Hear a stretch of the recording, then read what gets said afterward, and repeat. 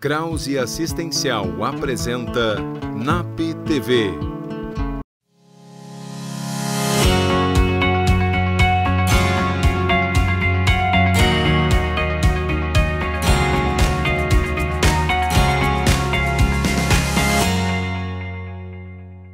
No programa de hoje, Talizene falará conosco sobre os estalos. Lisane Pacheco nos explica os diferentes tipos de luto. Gabriela Marques fala sobre pressões estéticas. Olá, eu sou a Bruna e você está participando do NAP TV. Para abrir o programa de hoje, Talizene falará sobre os estalos e esse hábito tão comum e prazeroso. Mas será que ele faz mal para a saúde? Será que faz bem? Tem alguma implicação? Vamos conferir. Olá, eu sou o Talizene e hoje nós vamos conversar um pouquinho sobre os estalos da nossa coluna e das nossas articulações.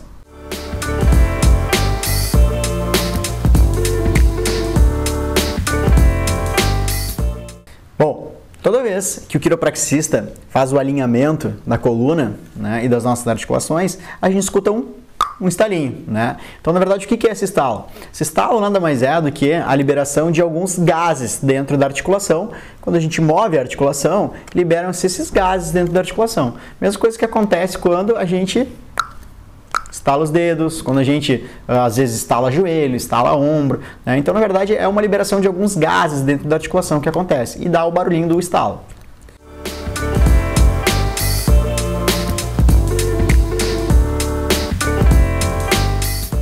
Bom, o autoestalo, na verdade, acontece por quê? Porque geralmente, quando a gente estala, dá uma sensação de alívio, de bem-estar e de relaxamento, certo? Só que o que acontece? Geralmente eu tô com uma dor, por exemplo, no pescoço, e eu tenho o hábito, o costume de me estalar. Então eu vou lá, estalo o pescoço, tô com dor. Vou lá, estalo o pescoço, tô com dor. Passa algumas horas, estalo o pescoço e vai aliviando. Só que, o que acontece? Por exemplo, no pescoço nós temos 7 vértebras no pescoço, tá? Toda vez que eu estalar o meu pescoço, eu vou geralmente movimentar as mesmas vértebras. Eu vou causar um excesso de movimento nessas vértebras, enquanto que as outras vão ficar cada vez mais restritas. Ou seja, vai causar uma bola de neve. Eu tô com dor, eu vou lá, movimento as mesmas vértebras e as outras cada vez mais travadas. Eu tô com dor, eu vou lá, movimento as mesmas vértebras e as outras ficam cada vez mais travadas. Ou seja, vai acabar causando um alívio momentâneo, né? Então, por um momento, tu vai realmente sentir um alívio pela liberação de endorfinas, tu vai ficar com menos dor, porém, daqui a algumas horas, tu já vai estar de novo se instalando. Por quê? Porque as vértebras que realmente têm que ser mexidas não estão se movimentando.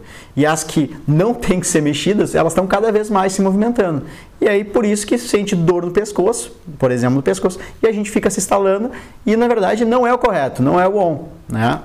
Então, à medida quando a gente faz as sessões, as consultas de quiropraxia, a diferença do ajuste do estalo do quiropraxista para o estalo que a pessoa se faz, né, é que o quiropraxista ele vai movimentar as articulações que realmente têm que ser movimentadas e não essas articulações que estão com excesso de movimento. E o legal disso é que logo na primeira consulta a pessoa já tem um resultado e já vai diminuir essa necessidade de ficar se instalando. Com o passar do tempo, não vai mais sentir vontade de instalar, porque a gente vai sempre movimentar as articulações corretas.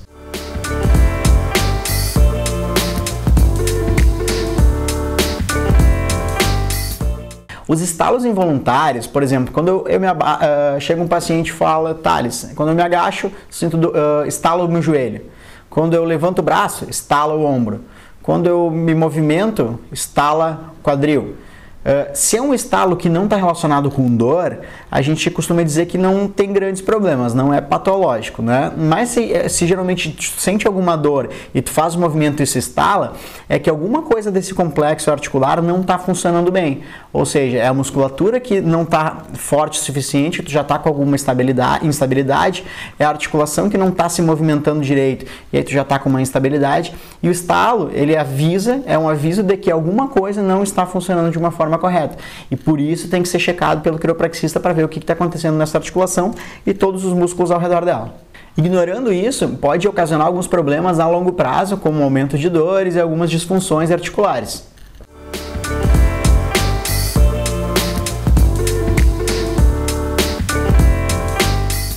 Esse é um mito, né? É um mito, na verdade, que a gente escuta, principalmente dos nossos avós, das pessoas mais antigas, de que a gente não pode estalar os dedos porque engrossam as juntas, né? E, na verdade, isso não tem nenhum estudo comprovando isso, né? Então, às vezes o paciente me pergunta, Thales, faz mal estalar os dedos? Não, tá? Não faz mal estalar os dedos. Claro que não ficar toda hora, né? A gente sempre recomenda, quando for estalar os dedos, a gente até brinca, para afastar as articulações, né? Não empurrar elas uma contra as outras. Tem gente que instala de tudo que é jeito, né?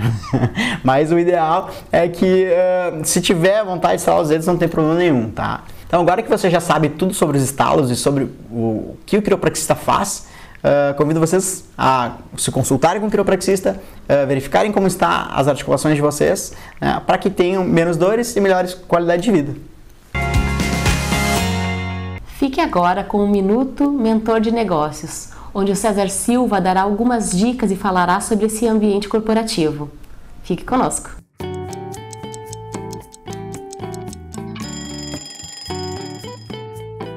Olá, empreendedor! Olá, empreendedora! Um dos grandes professores de criatividade no Brasil, chamado Murilo Gun, gostando ou não gostando, é um grande professor nessa área. Ele usa um termo chamado combinatividade. Esse termo ele é usado para as criações, principalmente na área de serviço, comércio ou indústria. Vamos traduzir. Eu não gosto muito de usar os exemplos que eu tenho da minha época em que eu trabalhava na área de alimentação, mas nesse caso, ele vale muito. Quando você vai fazer um almoço ou um jantar, quando você vai fazer um churrasco, muitas vezes você mistura alguns ingredientes que normalmente as pessoas não aceitariam se você dissesse que está naquela receita. E na prática o pessoal adora. Aí a pergunta, por que você não faz isso no seu negócio? Por que você não começa a conectar pontos que às vezes estão separados e que por um preconceito nosso de viver dentro de uma caixinha e de não pensar fora dessa caixinha, faz com que a gente não faça algumas mudanças e principalmente inovações?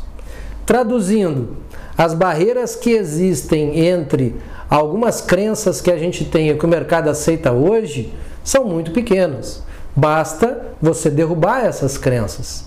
Então, por exemplo, se você tem um comércio e você tem uma empresa que presta serviço para você na área de entrega, por que não dar uma comissão para essa empresa vender mais para você? É um exemplo de você combinar o que você faz com o que uma outra empresa faz. Da mesma forma, se você é uma indústria e você tem dois tipos de máquinas separados, o que a junção dessas duas máquinas pode combinar em algo diferente dentro do mercado? E assim por diante.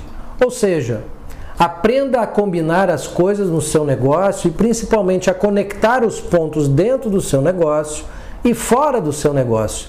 Essa conectividade, essa combinatividade vai gerar muito mais inovações do que você pode imaginar. E não precisa muito esforço para fazer isso. E aí vai a pergunta do mentor de negócios. O que falta para você começar a combinar o que pode dar certo com o que está dando certo? Fica aqui a dica do César Silva, mentor de negócios, aqui no NAP. Tchau!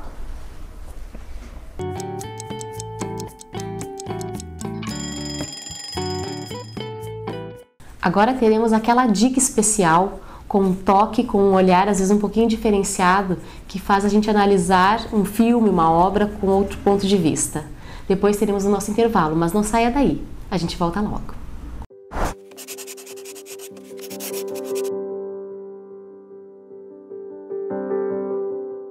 Oi pessoal, quero dar uma psicodica para vocês. É a série Dark da Netflix. É uma série alemã muito interessante. O que acontece? Ela é uma série que envolve ficção científica e filosofia. Ela é uma série baseada em fatos reais, não é muito, porque envolve bastante ainda uma questão bem hollywoodiana ali no meio, mas ela traz pra gente se questionar a questão do tempo, baseada na teoria de Einstein, né? Einstein diz que tem um buraco de minhoca no tempo, que a gente consegue viajar entre passado, presente e futuro. E com essa teoria, alguém ali da série consegue montar uma máquina do tempo para viajar por esses tempos, né? E começa a fazer algumas vidas paralelas dos personagens. Não vou contar muito, senão eu vou dar spoiler. Mas é muito interessante porque eles nos faz pensar sobre o tempo, sobre o uso do nosso tempo. Nos faz pensar sobre os nossos déjà vus que às vezes a gente tem, de que origem eles são ou não, numa questão bem científica. E outra coisa super interessante é que eles trazem muitos falas e dizeres de filósofos, nossos filósofos, né? Porque os nossos filósofos são grandes cientistas das palavras, cientistas das emoções, né? E eles envolvem, fica uma série muito bacana e deliciosa de olhar. Ela também é do gênero de terror. O que é curioso?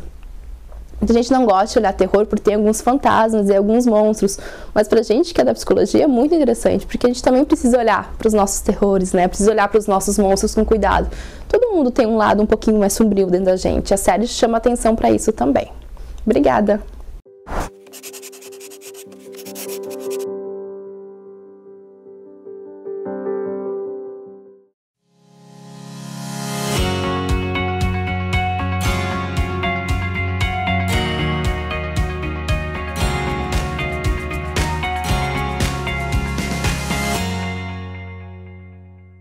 A Exatos começou de um sonho de poder ser um diferencial por onde eu passava. E foi assim que ela surgiu, trabalhando na Prefeitura de Estância Velha, onde o senhor Ivo Jacinto Baumgratz me convidou para fazer a contabilidade dele. E hoje, 30 anos depois, temos nossa nova sede em Estância Velha, com 1.800 metros quadrados, para atender nossos 600 clientes em toda a região. Convido você a conhecer a Exatos. 30 anos apoiando o empresário da região.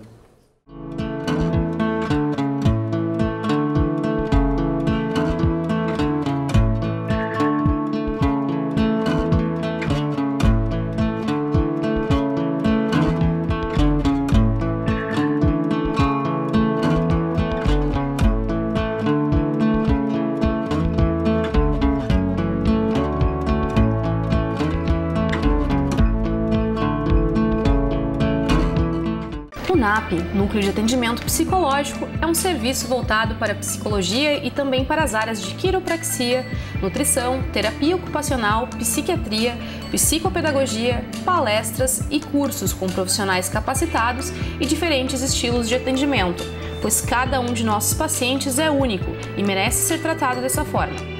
Aqui você encontra os mais modernos tratamentos que o mercado oferece, uma plataforma inovadora de realidade virtual para fobias, ansiedades e transtornos. O NAP oferece ainda convênio para empresas e o Clínica Escola.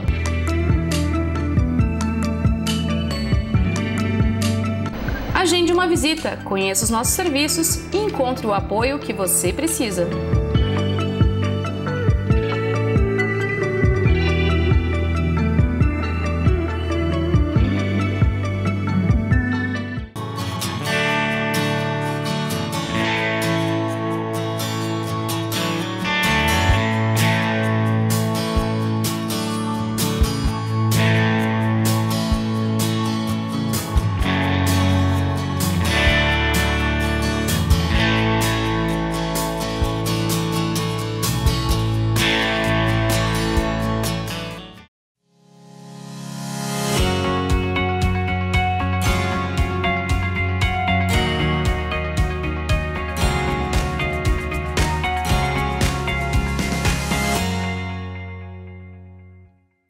Estamos de volta e a psicóloga Gabriela Marques falará como os padrões estéticos implicam e atrapalham no nosso relacionamento com o próprio corpo. Olá! O papo de hoje será sobre estética e saúde mental. Você percebe essa relação? Muito mais comum do que você imagina, hoje em dia as mulheres buscam atendimento psicológico por sentirem sua baixa autoestima, sentirem-se insatisfeitas com a sua relação com o corpo e com a aparência. Constantemente buscam procedimentos estéticos de maneira muitas vezes exageradas. É comum os profissionais da estética perceberem mulheres enxergando apenas os seus defeitos, né? Trata uma mancha, outra mancha e tem uma tendência a não enxergar as suas qualidades. E isso tem relação então com uma insegurança pessoal, muitas vezes dita aí influenciada pela internet, pelo uso das mídias sociais. Porque afinal, entramos lá no nosso feed no Instagram e observamos então muitas publicações de mulheres lindas, maravilhosas, fotos super editadas.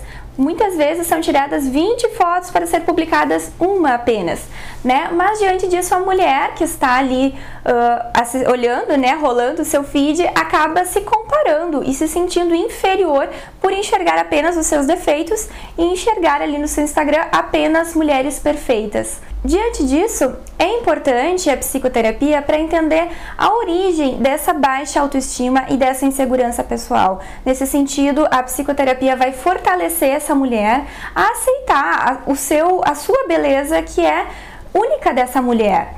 A psicologia vai te ajudar a aprender a conviver muitas vezes com esses defeitinhos que são comuns entre as mulheres, afinal, ninguém é perfeito. Então, não tem problema uma celulite, estria, manchinhas, gordurinhas ali ou aqui. Isso é natural do ser humano. Então, é importante valorizar e respeitar o nosso corpo. Afinal, ele é nosso principal aliado. É o nosso corpo que faz com que consigamos levantar todos os dias de manhã, ir trabalhar, praticar exercícios. Então precisamos aprender a amar o nosso corpo do jeito que ele é e não ficar tentando nos adequar a padrões que a sociedade muitas vezes nos dita, mas que são impossíveis de serem alcançados. Então tomar cuidado para não ficar se comparando com imagens que a gente vê na televisão ou então nas mídias sociais, em revistas, capas de revistas. Então dica, vamos cuidar para não nos privar muitas vezes de sair com a roupa que nos sentimos mais à vontade. Agora, chegando o verão, algumas mulheres têm uma tendência a não usar roupas curtas porque não se sentem bem com o braço um pouquinho maior, com a perna um pouquinho maior, e isso muitas vezes faz com que a mulher passe calor sem necessidade, imagina, né? Então vamos nos permitir e vamos tomar cuidado para não privar o nosso corpo, não nos privar de viver socialmente devido a essa imagem aí do corpo ideal. E agora teremos a Lisane Pacheco falando sobre luto e sobre outras formas, que não apenas aquele da perda de um ente querido, mas também o luto que fala dos ciclos que se encerram, de perdas de coisas e significados da nossa vida. Confira! Então, hoje eu gostaria de conversar com você sobre o luto. Você já parou para pensar que o luto pode não ser só quando alguém falece, quando alguém morre? Pois então, quero conversar com você sobre os diversos tipos de luto. O luto também se dá quando eu troco de escola, quando uma criança troca de escola, quando um adulto troca de trabalho, quando um cachorrinho morre ou um bichinho de estimação morre. Então a gente precisa também pensar sobre esses momentos que se dão, né, que é o eu ter que elaborar um período para poder entrar em outro, que seria então a nova escola, poder em determinado tempo também ter outro bichinho de estimação, poder me adaptar à nova cidade, poder me autorizar a esses momentos. O término de um relacionamento também é um processo de luto. E o mais importante que a gente precisa pensar sobre isso é que muitas pessoas também associam isso assim, mas já faz 1 ano, já faz 2 anos, ou que ele se mudou, ou que ele trocou de escola, ou que o familiar faleceu. Mas não existe um tempo dito exato. Depois de 1 ano tu não pode chorar mais, depois de 1 ano tu não pode, depois de 2 anos, não. Cada pessoa, cada indivíduo, cada sujeito tem o seu tempo e a sua forma de elaborar. Seja revendo fotos, olhando roupas, podendo revisitar a sua cidade. Isso tudo faz com que a pessoa consiga ir acomodando todas essas emoções, todos esses sentimentos para poder compreender e aceitar esse período. E a partir do momento que a gente aceita, é quando a gente consegue viver de uma forma diferente. A gente pode dizer até de uma forma um pouco mais confortável, aceitar esse período. A transição tipo assim, tá, mas tu já está trabalhando em outro lugar, tu já está estudando de uma outra escola. Sim, vamos pegar a criança, né, que tem esse apego. Digamos, ela ficou 5 anos numa escola e ela precisou trocar. Os meus amigos estão lá, as minhas professoras estão lá, ou ficaram lá. E muitas vezes, assim, essa troca de escola se dá quando 1 ou 2 colegas, às vezes só ele saiu e foi lá. Então, ele está diante de um novo desafio. Por exemplo, se integrar novamente com outros colegas, conhecê-los, conhecer o espaço físico da escola, conhecer cada cantinho, cada funcionamento num trabalho. Bom, embora eu seja administrador, professor, eu sei do meu trabalho. Sim, eu sei do meu trabalho técnico, de professor, por exemplo. Bom, mas cada escola tem as suas regras, cada escola tem o seu funcionamento, cada aluno que está ali, ele tem uma forma de manejo, cada estudante que está ali tem uma forma de manejo. Então, eu também preciso me adaptar. Na parte técnica é uma coisa, e na parte de pessoas é outra. Então, lá na outra escola eu trabalhava dessa forma, ok, lá funcionava, mas e nessa escola? Então, assim, eu preciso elaborar o que eu deixei lá naquele trabalho e me readaptar neste trabalho que está aqui. Na verdade, assim, todo momento depressivo, quando ele já é uma depressão, ele é um momento mais importante que precisa de um olhar de um profissional. Tem o período da melancolia, que a gente vai oscilar entre um e outro.